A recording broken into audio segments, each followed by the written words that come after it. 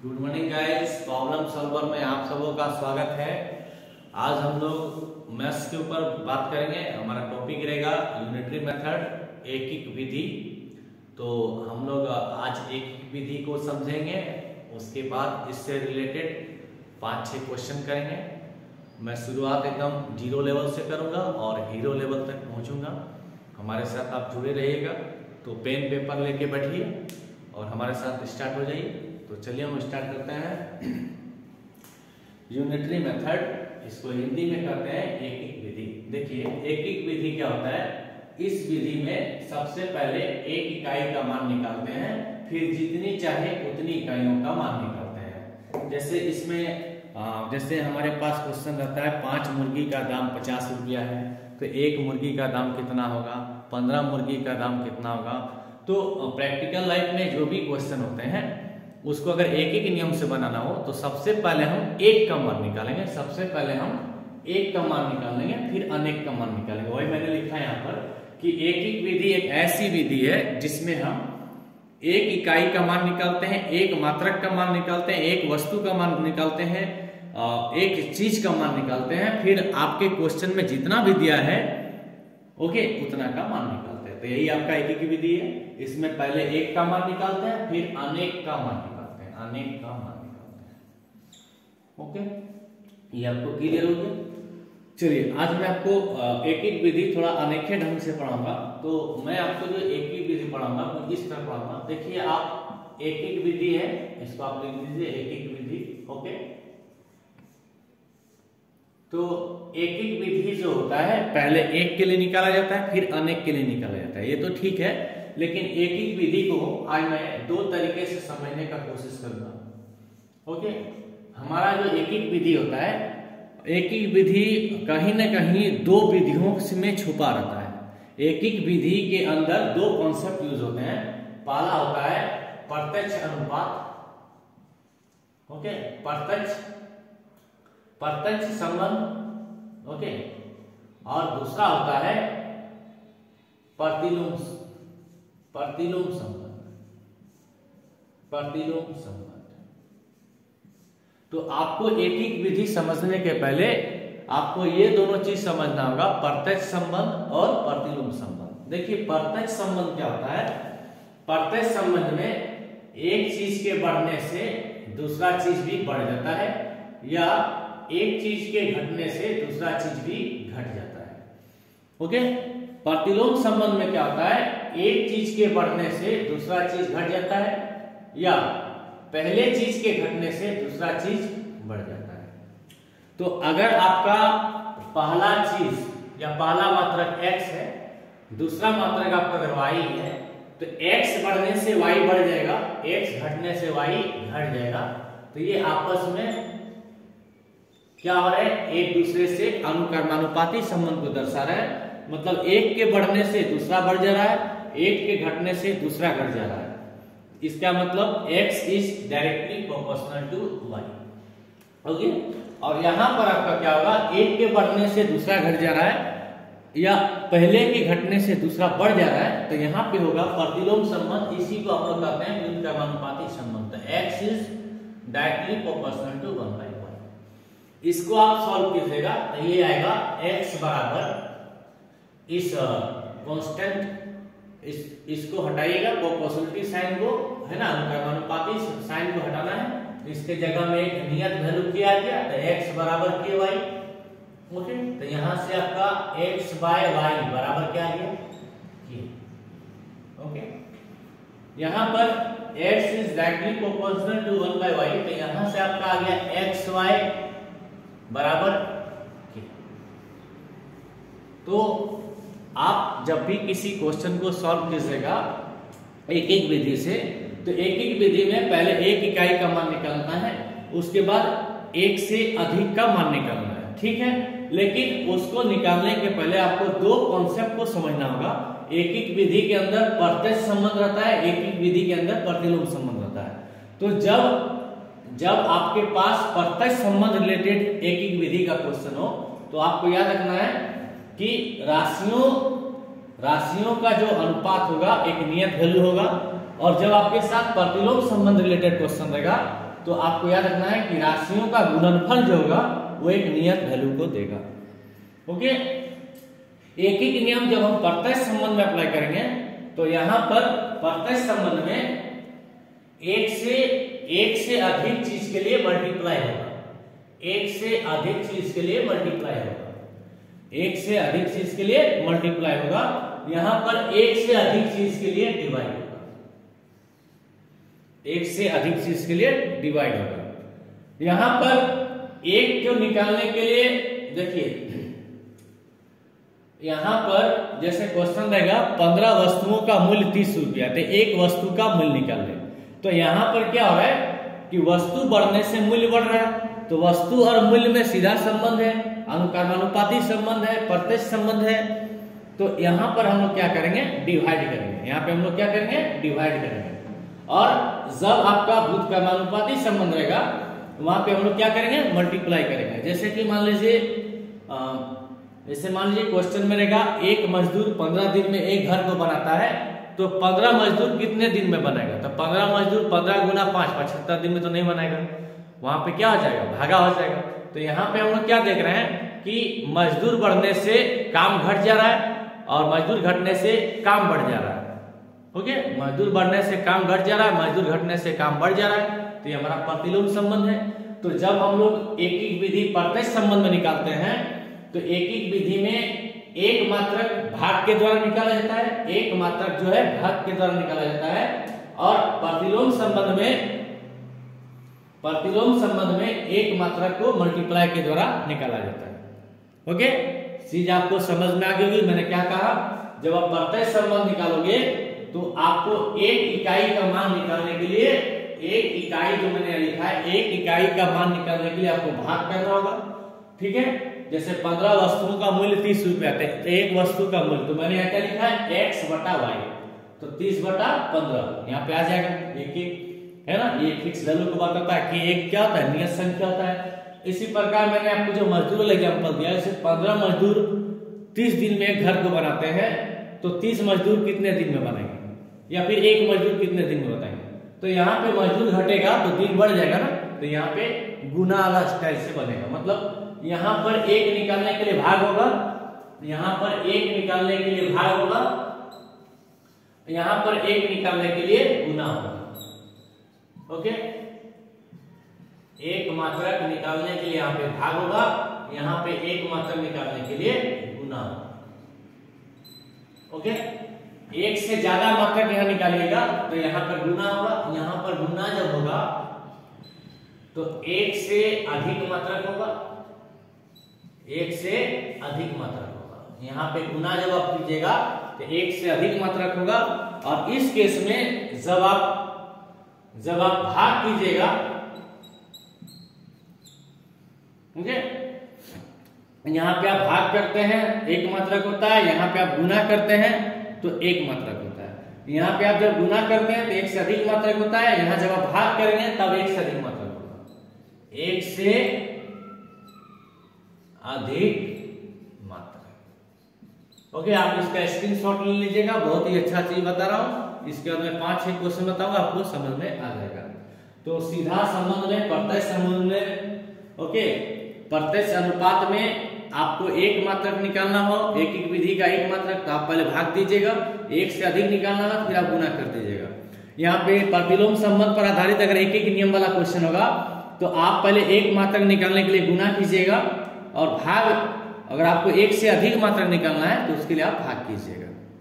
Okay, चलिए मैं question करता हूं, आपको समझ में आ जाएगा।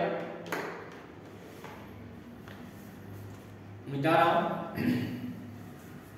तो सबसे पहला क्वेश्चन लिखिए आप लोग, 1 लीटर दूध का मूल्य, 1 लीटर दूध का मूल्य 35 रुपया है।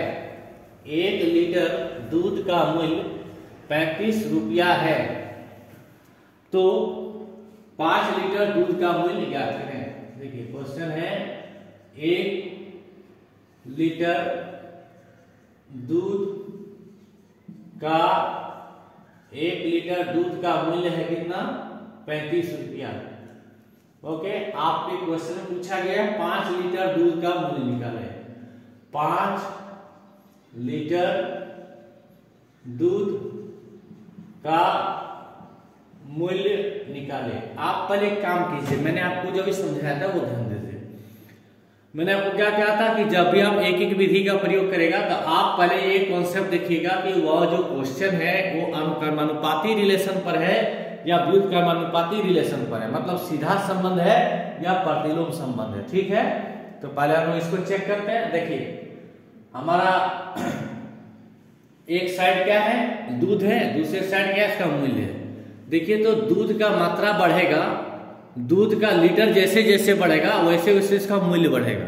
तो दूध बढ़ने से, दूध का मात्रा बढ़ने से दूध का दाम बढ़ रहा है, दूध का मात्रा घटने से दूध का दाम घट रहा है। तो ये हमारा कैसा संबंध है, ये हमारा प्रत्यक्ष संबंध है, ये हमारा प्रत्यक्ष संबंध है। तो प्रत्यक्ष संबंध में हम लोग क्या करते हैं, अगर यहाँ पर देखिए अगर हमें एक मात्रक निकालना होता है तो हम भाग करते हैं, एक से ज्यादा मात्रक का निकालना पड़ता है तो गुना करते हैं। तो यहाँ पे देखिए कितना लीटर दिया गया है, 5 लीटर, एक से ज्यादा है ना तो हम क्या कर देंगे, गुना कर देंगे, बस कॉन्सेप्ट खत्म। तो 5 लीटर दूध का मूल्य हो गया 5 गुना 35, कितना हो गया 175 रुपया। आई थिंक आपको समझ में आ गया होगा, कोई भारी चीज नहीं है यहाँ पर। चलिए सेकेंड क्वेश्चन। सेकेंड क्वेश्चन है 10 कलम का मूल्य 60 रुपया है। 10 कलम का मूल्य 60 रुपया है। आपको क्वेश्चन में बोला गया है 15 कलम का मूल्य निकालिए। आपको 15 कलम का मूल्य निकालना है, 15 कलम का मूल्य निकालना है, यही ना। आपको मैंने क्या कहा, फिर आप पहले ये चेक कीजिए, एक ही नियम बनाना बच्चों बहुत बड़ा बात नहीं है।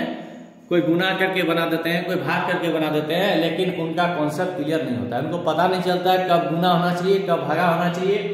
तो मैंने आपको क्या बताया, आप सबसे पहले एक एक विधि या फिर यूनिटरी मेथड का प्रयोग करें। आप सबसे पहले ये देख लें कि दिया हुआ क्वेश्चन अनुक्रमानुपाती संबंध है या प्रतिलोम संबंध है, सीधा संबंध है या व्युत्क्रमानुपाती संबंध है। तो देखिए तो यहाँ पर पहला चीज क्या है, कलम, दूसरा क्या है, उसका दाम।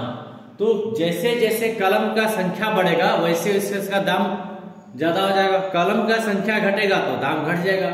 तो कलम घटने से दाम घट रहा है, कलम बढ़ने से दाम बढ़ रहा है। तो ये अगेन ये क्वेश्चन जो है ये प्रत्यक्ष संबंध है। ये कैसा संबंध है, प्रत्यक्ष संबंध है। तो हमने 10 कलम खरीदा तो 60 लगा, अब हम 15 कलम खरीद रहे हैं तो कलम ज्यादा खरीद रहे हैं तो रेट भी हमको ज्यादा लगेगा। ओके, तो यहां से हमें समझ में आ गया कि ये सीधा संबंध है। यहां से क्या समझ में आ गया कि ये सीधा संबंध है। तो सीधा संबंध में मुझे देखिए तो 10 कलम का दाम दिया हुआ है, 15 कलम का दाम निकालने बोला है। तो मुझे तो एक एक विधि में पहले एक का पता होना चाहिए। तो सीधा संबंध में यहाँ पर देखिए, सीधा संबंध में एक निकालने के लिए क्या करते हैं, भाग करते हैं। तो सबसे पहले हमको भाग करना होगा, तो भाग कीजिए आप। तो बड़ा से छोटा को, तो देखिए 10 कलम का दाम कितना था, 60। तो भाग देना है तो ऊपर में लिख दीजिए 60 और नीचे कितना लिख दीजिए 10, हो गया। अब यहां मैंने क्या लिखा कि एक से अधिक जब आपको निकालना होगा तो गुना कीजिए। तो ये तो एक के लिए आया, ये कितने के लिए आया, एक के लिए आया। मुझे एक से ज्यादा निकालना है, मुझे कितने का निकालना है, 15 का। तो 15 से इसको आप गुना कर दीजिए, ओके। तो ये आ जाएगा आपका 90 रुपया। क्वेश्चन खत्म, ओके। 10 कलम का दाम था 60 रुपया, ये सीधा संबंध है। तो एक कलम का दाम हो गया 60/10। अब एक से ज्यादा निकालना है 15 कलम, तो एक से ज्यादा जब भी होगा आपको गुना कर देना है। तो आपका आंसर हो जाएगा यहाँ पर 90 रुपया, ओके। आई थिंक समझ में आ गया। चलिए question number 3। Question number 3, question number 3 कहता है राहुल ने 2 दर्जन केले 80 में खरीदे, ओके। राहुल ने 2 दर्जन केले 80 में खरीदे। तो देखिए यहां पर लिखा गया है 2 दर्जन केले का मूल्य बराबर 80 रुपया। अच्छा, आप लोगों को मालूम है ना, एक दर्जन में कितना होता है, 12 होता है। तो 2 दर्जन में कितना हो जाएगा, 24। तो क्या इसको हम ऐसे नहीं लिख सकते हैं, 24 केले का मूल्य बराबर 80 रुपया। 24 केले का मूल्य बराबर 80 रुपया, ओके। क्वेश्चन में आगे बोला है उसको 30 केला खरीदना है। तो देखिए आप पहले फिर से वही कॉन्सेप्ट यूज कीजिए जो मैंने आपको बताया। केला के गो था 24 गो, तो दाम कितना लिया 80। क्वेश्चन में आप बोल रहा है केला उसको खरीदना है 30। केला कितना खरीदना है 30, यहां पर लिख दीजिए 30 केले का मूल्य बराबर। तो देखिए पहले केला था 24, अभी केला हो गया 30, तो केला बढ़ गया, तो दाम बढ़ेगा कि घटेगा? तो देखिए केला जितना ज्यादा खरीदेगा दाम उतना ज्यादा लगेगा, तो केला के बढ़ने से दाम बढ़ जा रहा है। इसका मतलब ये हुआ कि केला और केला का दाम में प्रत्यक्ष संबंध है। केला और केला का दाम में प्रत्यक्ष संबंध है, ये डायरेक्ट प्रोपोर्शन का क्वेश्चन है। ओके, ये सीधा संबंध है। तो इसमें हमको पहले क्या करना होगा, हम लोग एक एक विधि पढ़ रहे हैं ना, तो सबसे पहले एक निकालना होगा। तो एक के लिए मैंने क्या सिखाया था, प्रत्यक्ष संबंध में कभी भी एक निकालना हो तो सबसे बड़ा वैल्यू को सबसे छोटा वैल्यू से पहले डिवाइड करिए। तो 24 केला का मूल्य कितना 80, तो एक केला का हो गया 80/24। अब आपको जितना केला का पूछा गया है, तो देखिए 30 केला है, ये जो भाग होता है ये एक के लिए होता है। तो एक केला का कितना हुआ, आपको एक से ज्यादा केला खरीदना 30 केला, तो 30 केला के लिए कितना हो जाएगा, इसको 30 से आप क्या कर दीजिए, गुना कर दीजिए। कभी भी एक से ज्यादा बोले प्रत्यक्ष संबंध में तो आपको वहां पे उससे गुना कर देना है, ठीक है, एक से ज्यादा में गुना। तो कैलकुलेशन कीजिए इसको। ओके, 6 चौक 24, 6 पचे 30, 4 एके 4, 4 2 से 8, तो ये आ गया आपका 100 रुपया। बहुत इजीली सॉल्व हो गया, कोई दिक्कत नहीं है ना बच्चों, बाबू लोग, कोई दिक्कत नहीं आ रही है। चलिए नेक्स्ट क्वेश्चन की ओर बढ़ते हैं। तो हमारे तीनों का तीनों सवाल जो है, तीनों का तीनों ही सवाल हमारा ये अनुपाती संबंध पर था। ओके, अब हम लोग आगे का क्वेश्चन देखते हैं। Next question number 4, question number 4। देखिए क्वेश्चन नंबर 4 क्या कहता है, दो आदमी मिलकर एक दिन में 4 फीट गड्ढा खोदते हैं, तो 4 आदमी मिलकर कितना गड्ढा खोदेंगे। ओके, क्वेश्चन है कि दो आदमी मिलकर एक दिन में 4 फीट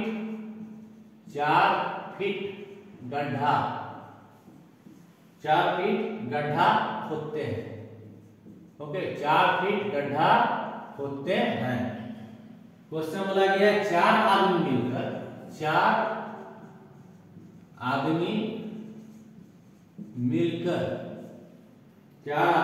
मिलकर एक दिन में कितना फीट गड्ढा खोदेंगे। ओके, यही हमारा क्वेश्चन। चलिए फिर से वही काम। क्वेश्चन में दो आदमी 4 फीट गड्ढा खोदते हैं एक दिन में, 4 आदमी मिलकर एक दिन में कितना गड्ढा खोदेंगे। तो यहां पर देखिए दिन को लेने की कोई जरूरत नहीं आपको, दोनों ही केस में दिन बराबर दिया गया, तो दिन का यहाँ कोई लेना देना नहीं है। ओके, तो यहां पे देखिए तो हम लिख सकते हैं, चूंकि दो आदमी 4 फीट गड्ढा खोदते हैं, 4 फीट गड्ढा खोदते हैं। ओके, दो आदमी 4 फीट गड्ढा खोदते हैं एक दिन में, तो 4 आदमी एक दिन में कितना। तो चूंकि क्वेश्चन में दिन बराबर है, इसलिए दिन को लेने की कोई जरूरत नहीं है, हमको यहाँ ध्यान देना है। देखिए तो आदमी 2 था तो काम हुआ 4 फीट का, आदमी 2 था तो काम हुआ 4 फीट का। अब आदमी कितना है 4, तो आदमी बढ़ गया मेरा, आदमी मेरा बढ़ गया ना, आदमी मेरा बढ़ गया, दिन वही है, आदमी बढ़ रहा है लेकिन दिन को ना बढ़ाया जा रहा ना घटाया जा रहा है। इसका मतलब ये हुआ कि आदमी बढ़ने से मेरा काम भी ज्यादा बढ़ेगा,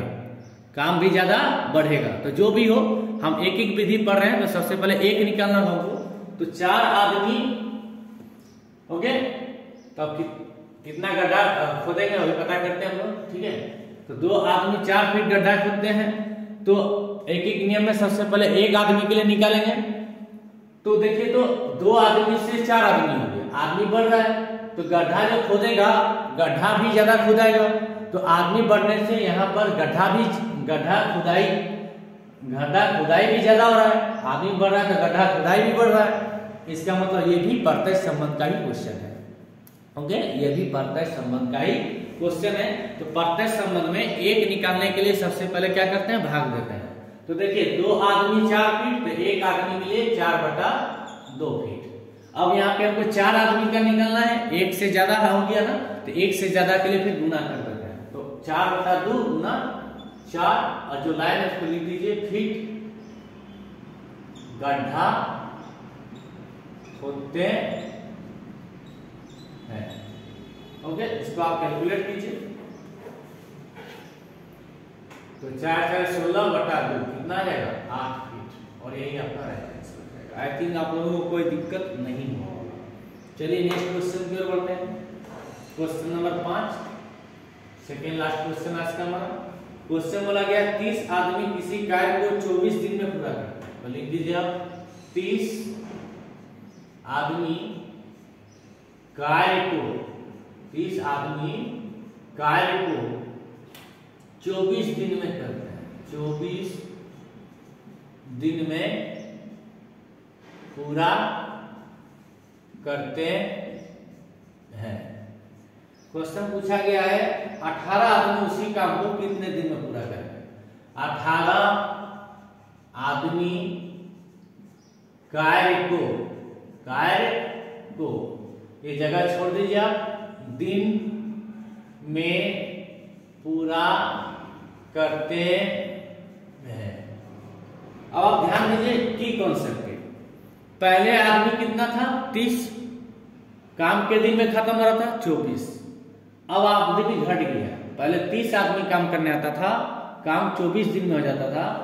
अब आपके घर में 18 ही आदमी आएगा, आपको उसी काम को कराना है, तो आप बताइए काम तो धीरे होगा, काम तो धीरे धीरे होगा। तो काम अगर धीरे धीरे होगा मतलब फांकी माजी हो रहा है। पहले 30 आदमी काम कर रहा था, 18 आदमी काम कर रहा था, 12 आदमी फांकी मार दिया आपका।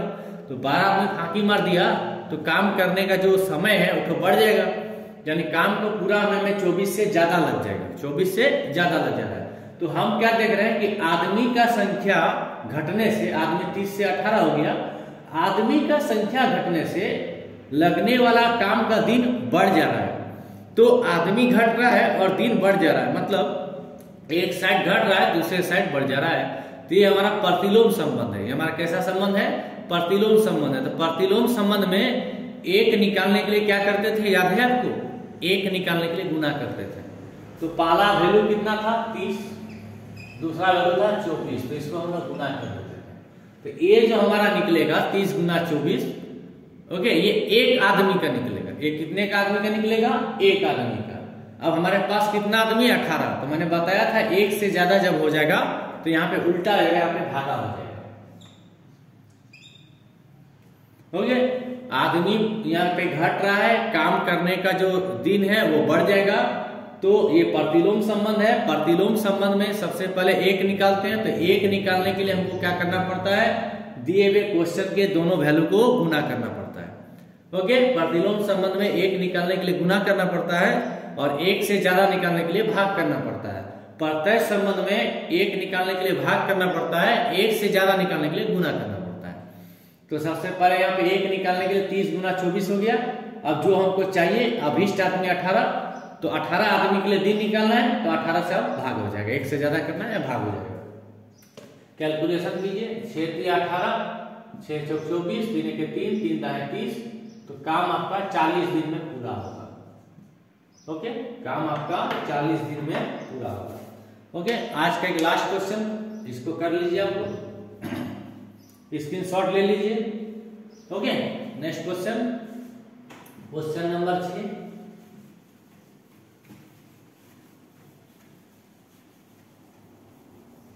क्वेश्चन नंबर 6 बहुत ही प्यारा, बहुत ही अच्छा क्वेश्चन है।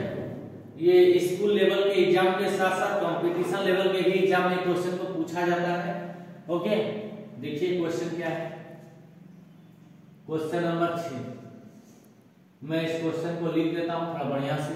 एक विद्यालय, एक विद्यालय में, ओके, 150 बच्चों के लिए 150 बच्चों के लिए 22 दिनों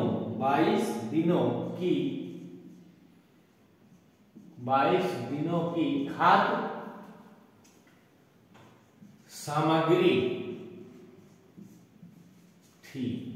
ओके, क्वेश्चन बोलता है एक स्कूल था, उस स्कूल में 150 बच्चे थे, 150 बच्चे को खाना खिलाया जाता था, तो 150 बच्चे के लिए खाना 22 दिन तक उपलब्ध था। अब आगे देखते हैं क्या हुआ।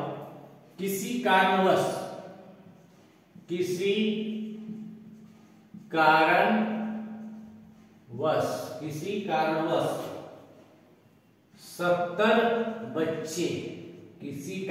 70 बच्चे और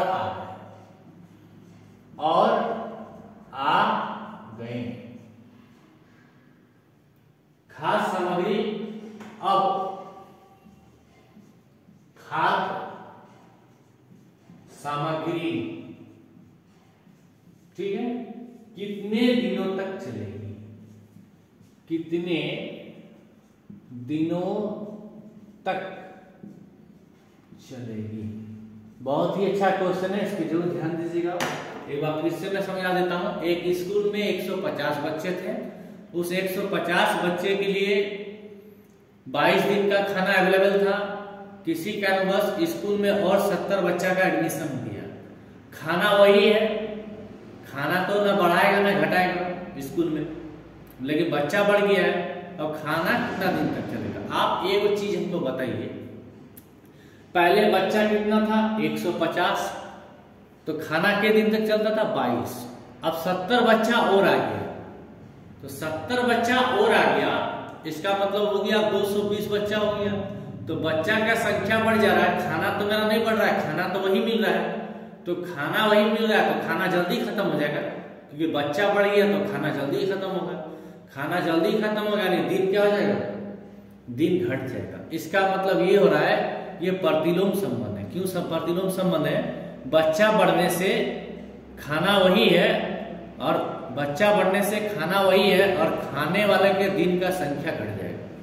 तो बच्चा बढ़ रहा है, दिन यहाँ पे घट रहा है, तो ये प्रतिलोम संबंध है। इसका मतलब ये प्रतिलोम संबंध से बनेगा। तो चलिए हम लोग पहले निकालते हैं इस क्वेश्चन को। तो देखिए, कुल बच्चे तो पहले कितने थे? 150, बाद में कितना आ गए? 70, तो कितना हो गया? 220। ओके, 220 हो गए। स्कूल में कितने बच्चे आ गए? 220। ओके, चलिए हम लोग एक एक नियम लगाते हैं। चूंकि क्वेश्चन लिखा था 150 बच्चे, 150 बच्चे के लिए 22 दिनों की 150 बच्चे के लिए 22 दिनों की खाद्य सामग्री है ना। 150 बच्चे के लिए 22 दिन की खाद्य सामग्री है, इसलिए ओके। अब हमारे पास कितना बच्चे हैं? अब हमारे पास 220 बच्चे हैं, तो 220 बच्चे के लिए ये जगह छोड़ दीजिए आप। ओके, दिनों की खाद्य सामग्री है। अब यहाँ पे ध्यान दीजिए, मैंने अभी आपको क्या बताया? स्कूल में खाना तो उतना ही है। मान लीजिए स्कूल में 10 किलो खाना मिल रहा था, तभी 10 किलो ही खाना मिल रहा है। लेकिन स्कूल में बच्चा ना बढ़ गया, बचवा बढ़ गया आपका कितना? 70। तो 150 बच्चा 22 दिन तक खाता था, अब 70 बच्चा बढ़ गया, स्कूल में 220 बच्चा हो गया। अब 150 बच्चा 22 दिन तक खाएगा, तो 220 बच्चा तो 22 दिन नहीं खा पाएगा, है ना। क्योंकि ये जो 70 बच्चा एक्स्ट्रा आ गया, इसके कारण पर बच्चा खाना घट जाएगा। टोटल खाना उतना ही रहेगा, मतलब पर बच्चा, प्रति एक बच्चा के लिए खाना घट जाएगा। तो दिन का संख्या क्या होगा? यहाँ पे दिन का संख्या घट जाएगा। पहले 150 खाना 150 बच्चा का खाना 22 दिन तक चलता था, बच्चा बढ़ गया, अब 220 बच्चा आ गया, तो खाना का दिन का संख्या क्या हो जाएगा? घट जाएगा। तो एक साइड बढ़ रहा है, बच्चा बढ़ रहा है, दिन का संख्या घट रहा है, तो एक ऐसा संबंध है प्रतिलोम। तो प्रतिलोम संबंध में एक मात्रक निकालने के लिए क्या करते हैं? पहले दिया हुआ वैल्यू को गुना करते हैं। तो पहले कितना बच्चा था? 150। कितना दिन तक खाना चलता था? 22। तो एक निकालने के लिए गुना करते हैं। अब देखिए क्वेश्चन में 220 बच्चा हो गया, तो एक से अधिक निकालने के लिए भाग करते हैं, तो 220 से भाग करते हैं। ओके, तो एक निकालने के लिए पहले गुना हो गया, अभी एक का वैल्यू हो गया 150 गुना 22। क्वेश्चन में 220 बोला, तो 220 के लिए अब भाग हो जाएगा 220 से। इसको आप काटिए, कैलकुलेशन कीजिए, 22 के 22 और 22 कहाँ है? 220, 0 0 कट जाएगा, 15 दिन। यही आपका राइट आंसर। बहुत ही इजी था। तो स्कूल में अब जो खाना है मात्र 15 दिन तक चलेगा, क्योंकि 70 बच्चा और बढ़ गया। बच्चा बढ़ने से खाना का दिन का संख्या घट गया। तो ये थे आज के टॉप 6 क्वेश्चन। मैंने आपको एक एक विधि के ऊपर कराया, और एक एक विधि को पढ़ने के पहले 2 इंपॉर्टेंट चीज होता है, प्रत्यक्ष संबंध और प्रतिलोम संबंध। मैंने उसका भी की कॉन्सेप्ट बताया आपको। मैंने बताया कि एक एक विधि भले ही एक मात्रक को निकालने के लिए किया जाता है, लेकिन एक मात्रक को कैसे निकालते हैं उसका 2 तरीका है, प्रत्यक्ष और प्रतिलोम। प्रत्यक्ष में एक निकालने के लिए पहले भाग होता है, एक से ज्यादा निकालने के लिए गुना होता है। इसी प्रकार प्रतिलोम में एक निकालने के लिए पहले गुना होता है, एक से ज्यादा निकालने के लिए भाग होता है। तो मैंने आपको की कॉन्सेप्ट समझा दिया, प्रत्यक्ष प्रतिलोम संबंध समझा दिया, एक एक विधि समझा दिया, परिभाषा बता दिया, आपको इससे रिलेटेड 6 क्वेश्चन करवा दिया। तो वीडियो आज मेरा यहाँ खत्म हुआ। अगर आपको हमारा वीडियो अच्छा लगा तो आप हमारे चैनल प्रॉब्लम सॉल्वर को सब्सक्राइब कीजिए, लाइक कीजिए, शेयर कीजिए और कमेंट कीजिए। अपनी राय को हमें कमेंट बॉक्स में जरूर दें। Okay, thanks for watching.